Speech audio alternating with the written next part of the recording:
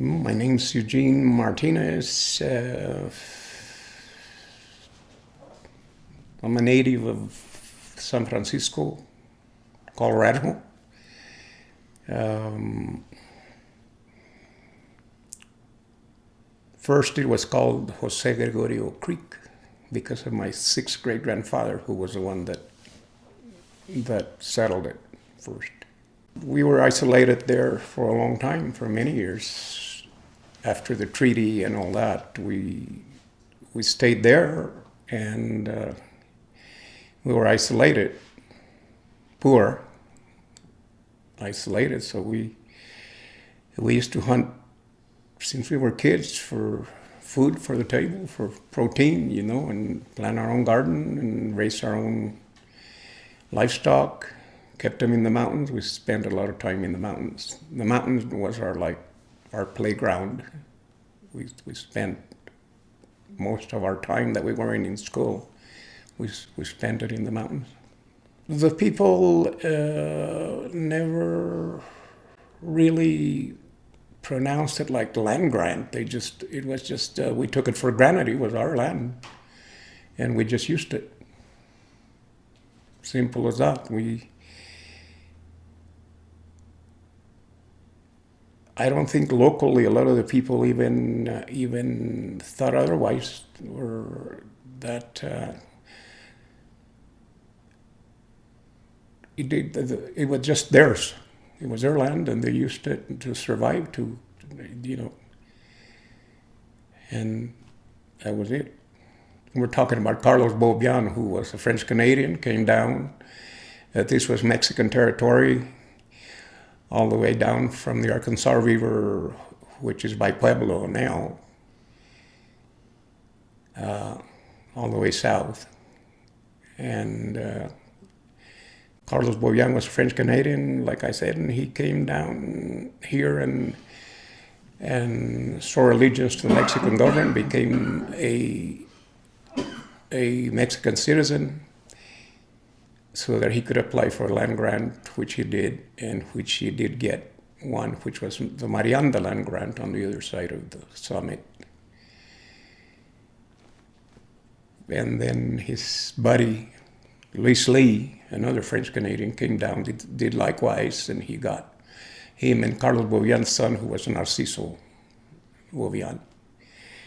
They got the Sangre de Cristo land grant, which is the one we're talking about now on this side. Well, in my family, my sixth great grandfather, Jose Gregorio Martin,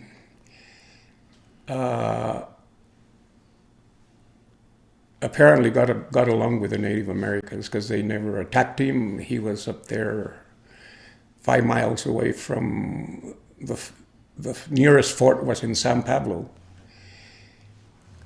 And my grandma used to say that when war parties and stuff would stop at his ranch, that he would butcher a steer for them to eat, and he would take the chief inside the house, and he actually got along with them really well. And the Apaches, there's a place called there, the La Casa de los Apaches, which is in English the house of the Apache, where they migrated to in the summer, and it was close to his ranch, so even the kids would go out there and play with the Apache kids, and according to my grandmother, the squaws, the ladies would make them like atole,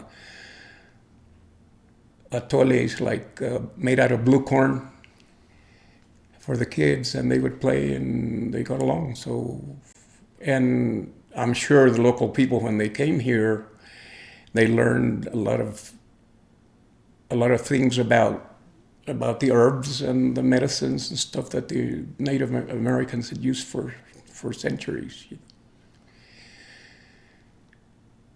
And it was ironic because the fort used to be attacked by Utes and Apaches. But my grandfather never got attacked or any of the family killed or anything. So he respected them. To him, they were the princess of the plains or whatever. Now in the fort in San Pablo, there were a lot of Spanish families, and the Spaniards were always trying to convert the Indians to Catholicism, and they looked down on him. And I think that's why they were attacked off and on, because they looked at him like they were savages, like salvajes in Spanish, that because they didn't have the religion.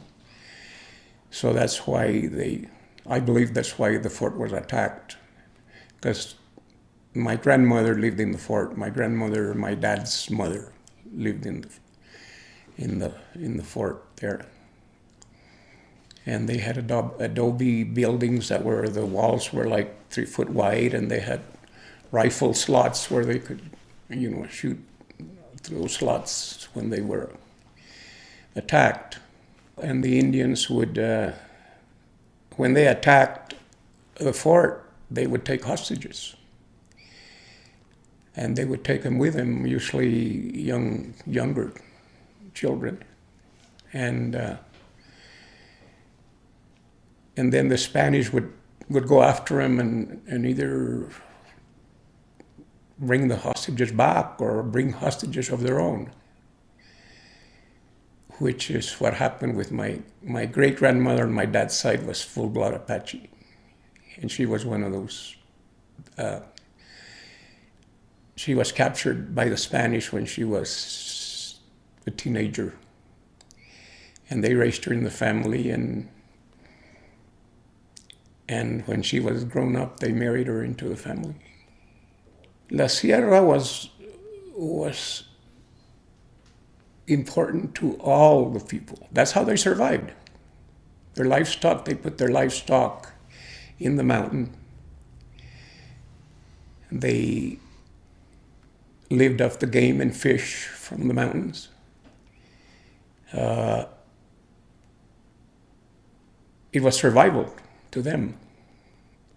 Then they made the acequias for irrigating, and they could irrigate the land. It took a long time, but eventually they were able to use the water from the watershed for their crops, and so they just needed to survive. Culturally, these people were Spanish citizens when they came here. And they were Catholics, strong Catholics. They kept that tradition throughout, and still to this day, I think. And since they were isolated there for quite a while, even after the American government took over here, culturally they were solid. Culturally, there was no outsiders, so they couldn't. There was no influence like English-speaking people and stuff for a long, long time. So people continued in their way that they were raised in Spain, in their forefathers. So it was like a separate sociological community from the rest of the area. Well, the other land grants as well, because that wasn't the only land grant, but all of this area was land grant. Spain, that's how Spain gave out the land, was land grants, which are now, a lot of those land grants were taken by the government, American government, and are today national forests and stuff, which is good in a way because there was also people that would have sold them out, There's always been greed, but culturally it was there together. They lived off the land. They brought bigas, which are poles for the roofs on their houses. They did their own adobes, pasture in the mountains.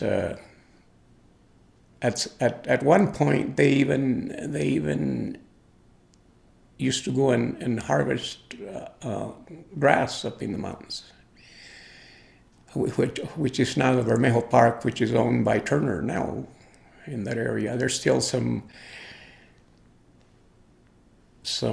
old fallen down cabins there where people used to, and at one time I was told by my grandma there used to be a priest that used to go there, and while people were harvesting hay and that, he would go out there and do a mass for them. So it was a self-contained group of people with their customs, the same thing that they were in Spain. They brought their customs over here, and for the longest of time they did until over there we had a school, and then we started learning English and that. We used to go to class and we used to say the pledge allegiance to the flag, to the American flag, when I didn't even know what allegiance meant. We didn't know what allegiance meant, and we were pledging allegiance to a foreign flag.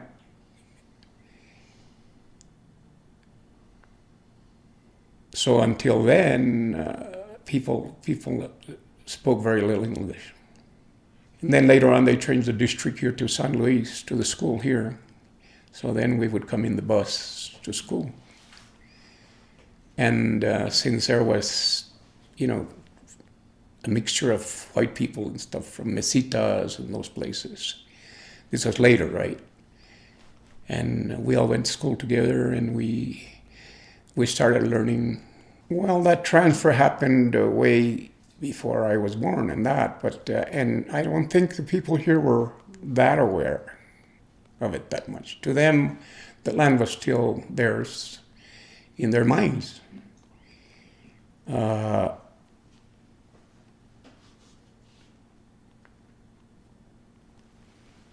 Until Taylor came in. When Jack Taylor came in 1960, I think it was, then he was a bigot, and he hated Hispanic people and minorities, and he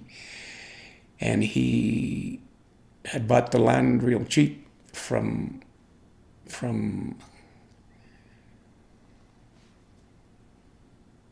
Gilpin, actually, who was the first governor of Colorado. And he just said he wanted to throw the people out.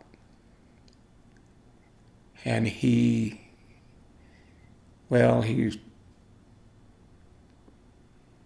violent throughout. He didn't know how to talk to people. He used violence. And it was like surprising for a close-knit community that was very religious, very brotherly, people helped each other, build houses. And then suddenly this guy comes in here, and he's just an animal. He's a beast.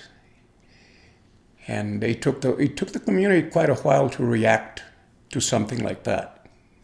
Eventually, people started fighting back, veterans coming back from the war and stuff, and taking the fight to Taylor, and eventually he wound up being shot, and then he didn't stick around after he was shot. He'd go back to North Carolina, and it was just a lot of trouble for the community. He came in here, and I don't think people really knew about that type of hate that he had. I don't think they'd ever experienced. I know the people here, they had this, well, I don't know if it's a gripe or not, but they felt that Spain had abandoned them here, and then the Mexican government had abandoned them here, and this other foreign government had come and taken over. The hard part was that these people weren't violent. And then this man comes in here, and that's all he knows is violence. So he had a really, really bad impact on this community. Why they didn't kill him earlier, I don't know. If he would have been the other way around, they would have killed him right. You know, if it was this was a white community and a Hispanic came in here with those kind of ideas, they would have killed him right away. I don't know why it took the community so long to react violently like he was, because these people weren't violent. I was on the board. I was legal researcher.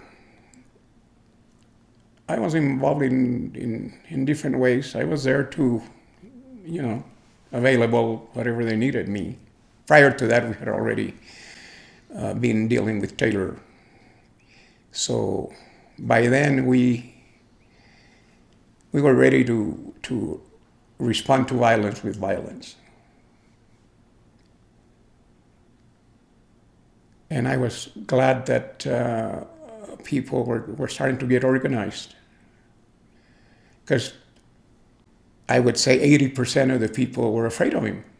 You know, they wouldn't go to the mountains because they were terrified of him.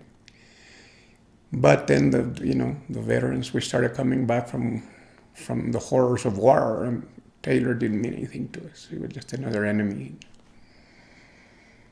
And eventually, well, everybody knows the history. He was shot, and then eventually he died, and his son took over. Zachary Taylor took over, and then we were eventually able to open the case again and go to court, and that's where we're at now. And the court finally ruled on our favor. I'm one of the main plaintiffs, and I'm a plaintiff representative to the class action plaintiffs. Well, it was hell, to say the least, because of having gone to court so many times and getting prejudiced judges, white judges, and they were always turning us down. You know, no respect for the treaty, no nothing.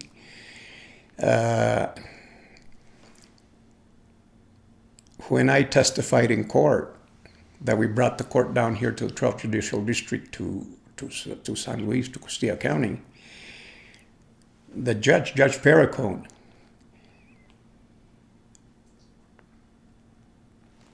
asked me how I claimed a right to the land. And I said, well, just like Taylor did, by prescription, by different other ways, by occupying it for a long time.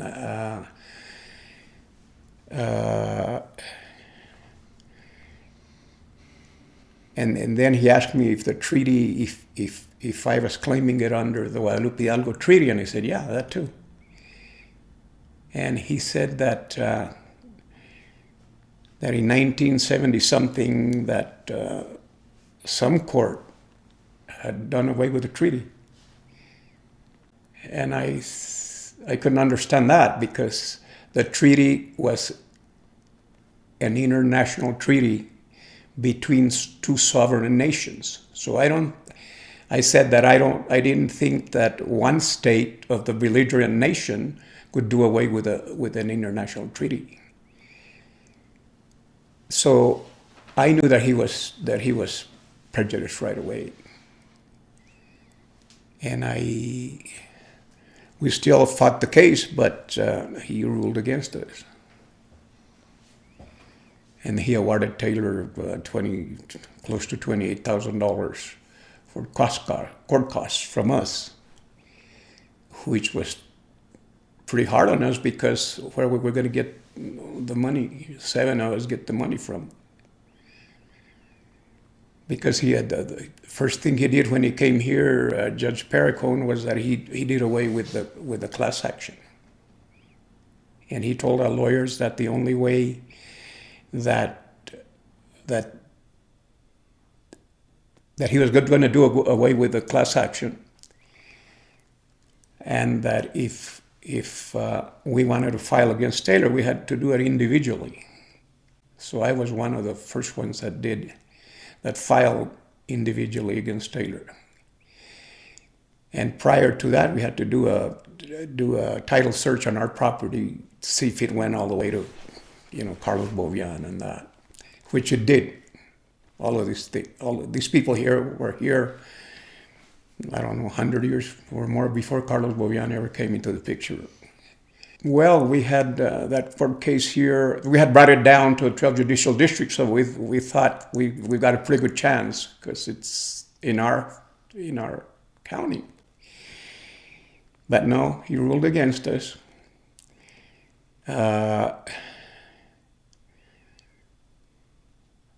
One of our lawyers got us a company out of Tennessee to bond us the $28,000 that the court had awarded Taylor till the appeal.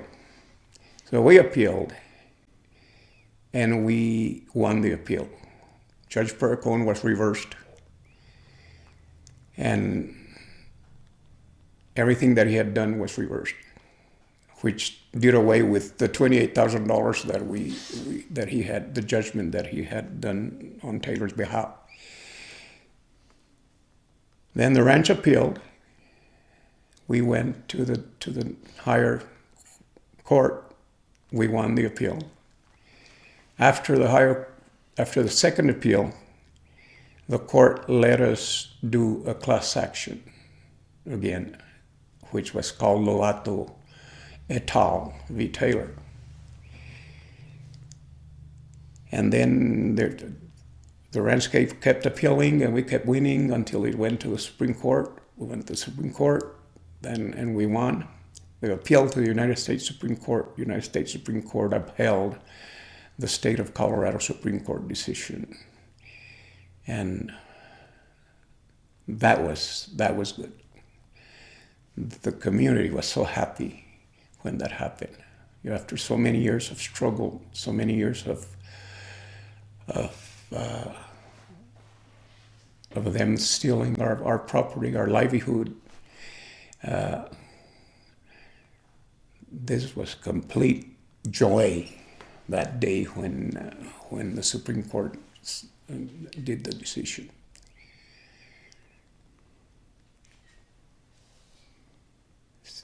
So then the courts appointed us, the first seven plaintiffs,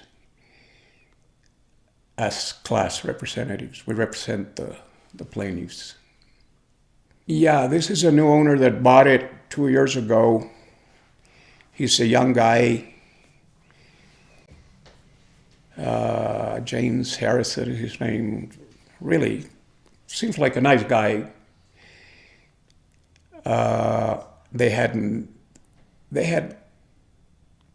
appealed. The ranch had appealed. They can appeal the initial decision, but little things like what time we can go up in the mountain and stuff when they're hunting. And this happened 2 years ago, and we won in Denver in court again. So then they sent us a letter. Their lawyers sent us a letter saying that they weren't going to appeal anymore. I don't know what they could appeal, but that they wanted, that if we wanted to meet with them, and we said, yeah, because we always wanted to meet with the ranch at least 3 times a year to iron out any difficulties in the management of the place and that. So we did, and we've had, I think, 3 meetings so far. But I think the objective of this new owner of the ranch is to get us out. He offered us 10,000 acres the other day, which is on the north end of the grant. A place called Aspen Lake subdivision that Taylor had subdivided at one time, but nobody wanted to buy it because there was news of a land war going on here. And we turned it down. It had already been tried. Lupai had offered us that same area to to the 7 of us initially to drop the case, which we turned down. We said we wouldn't drop the case. Then they offered us 25,000 acres, which we said no.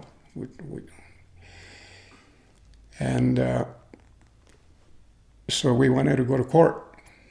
Some of the politicians here in town went up there to the governor and told him that they didn't think we would ever get a legal solution, that it was probably a better idea to try to buy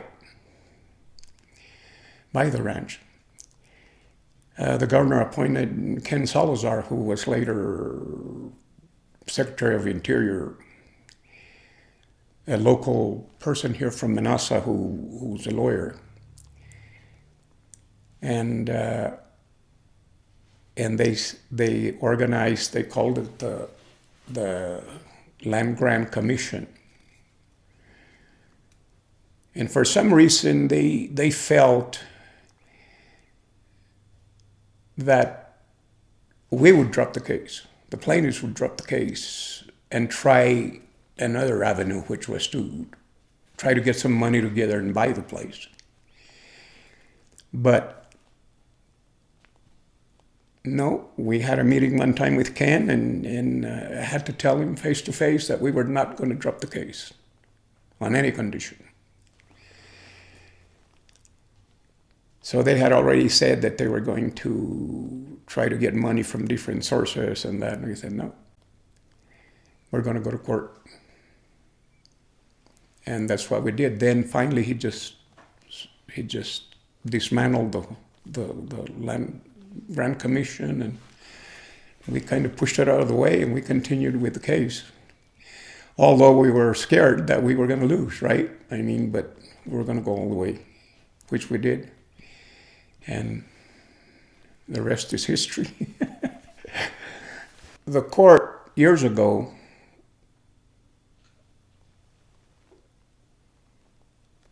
had us, the plaintiffs, get some experts, forestry experts, and do a management plan for the ranch, for La Sierra. And the ranch was supposed to get their own experts too and do their own management program. And then we were going to get together and talk about it and employ the best things in the management plan that we had, and we both agreed to and manage the ranch that way. By then, Taylor had destroyed the watershed. He had taken all the trees, the harvestable trees from the mountains, including aspen and redford and Ponderosa pine, all the older trees, which is our watershed.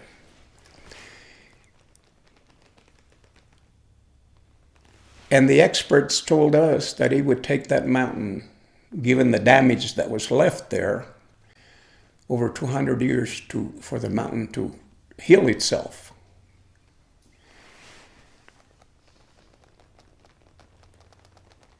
But last year, we had information that they were taking out Christmas trees. And that's one of the things that we're discussing with the ranch, that the last meeting we had, I told the owner that if he was going to sell any trees from there, we're going to take him back to court again and stop that, because our watershed has been damaged really bad. And he wouldn't commit himself. His lawyers were there. Our lawyer was on the phone and that. And I told him, we've had like 3 meetings, a lot of rhetoric. You haven't committed yourself. I said, you haven't said whether you gave anybody authority to sell trees last year, because they were taking some Christmas trees out, which is a new growth. And we got to stop that, because that'll further damage, that'll never help the mountain heal itself and our watershed, So that's the issue now, one of the biggest issues that we have with the ranch, and we're going to straighten that out one way or another. Either he's going to really, make a decision not to take any trees out of there, or we're going to take him to court and stop it. We depend on the watershed. Our ranches, we need to irrigate our ranches with that water that comes from the watershed. And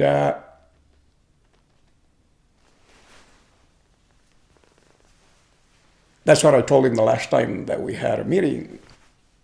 I said, and maybe if we sue, if they continue taking out trees, and if we have to go back to court again, we might be able to even bring the state engineer's office, because some of this water goes all the way to San Acacio, downstream, so the ranches can use it, you see, depending on your priority. In Colorado, we have the priority system. And so I told him that. And then he finally said that last year he had not authorized anybody to take trees, but I saw some trucks going out there. So they're putting cameras in all the entrances to the ranch, and we're going to put cameras on the outside to make sure this year that there's no trees going out, and nobody can say, well, we didn't, So, and these are just some of the things that we're doing now, hopefully cooperating with each other to keep the ecology of the ranch. We discussed the fire hazards and all of that. So, but I believe after these 3 meetings that he just wants us out, because he offered people $300 for their easement key holders. Like we're dumb, right? And I got, I don't know, about 5 letters from different areas. I think they're associated with the ranch. I got some from Arizona, from North Carolina, from Texas, that want to buy some of my land, right? And I think they're associated with the ranch. I think. Of course, now that they're planting a lot of hemp in this area, and the land here is some of the cleanest land in the state of Colorado, because people here never used chemical fertilizers on their land. So and everybody wants to buy it because they want to plant, that the money crop now today is hemp. If I was on his place, and tactically I want to get people out, probably thinking, well, if we finish destroying the watershed where they don't have no water they don't have any water for all summer. See, because when you destroy a watershed like that, see, the big trees, the huge trees, the roots hold the soil in place. And the big trees provide shade for the snowbanks, so they thaw slowly in the spring and come down the creek to our lands, for our irrigation. Once you take those out, what happens is the first month, early in the spring, those snowbanks will melt quickly. And they'll come down and go beyond us down to, because we can't accommodate all that water in that first month. And then it'll bring out a lot of that, they call it silt, real fine sand that comes with the water, because the roots can't hold the soil in place anymore. I mean, on a large scale. This is on a large scale. So I can only irrigate probably in my land in San Francisco, probably 1 irrigation in the early spring. And then the water's gone down. And then it stops. So the bulk of the water goes down. And what do I get? I can't get another irrigation.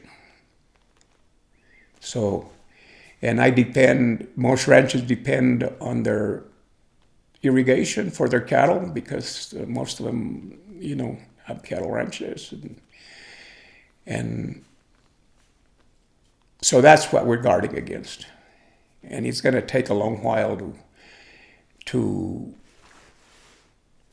at the beginning we thought we might be able to plant some trees up there, but Bobby Hill was the owner then, and he never showed any interest. We had several meetings with him, and he wasn't interested in that, I guess. So we're clinging in there, we're holding, and we're going to hold. And we're going to be here till hell freezes over, We are not going to be bought cheaply and just, hey, get out of here,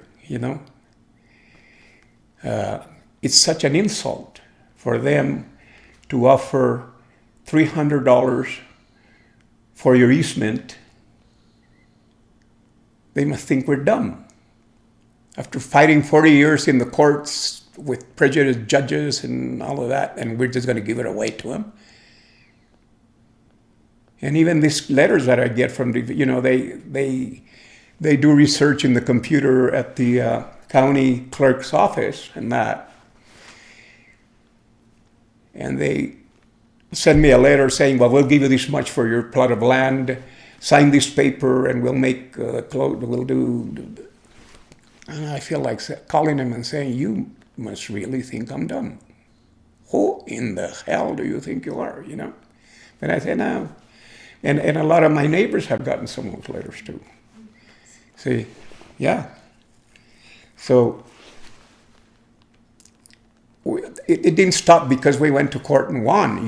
Now management comes in, and all this squeezing from the outside.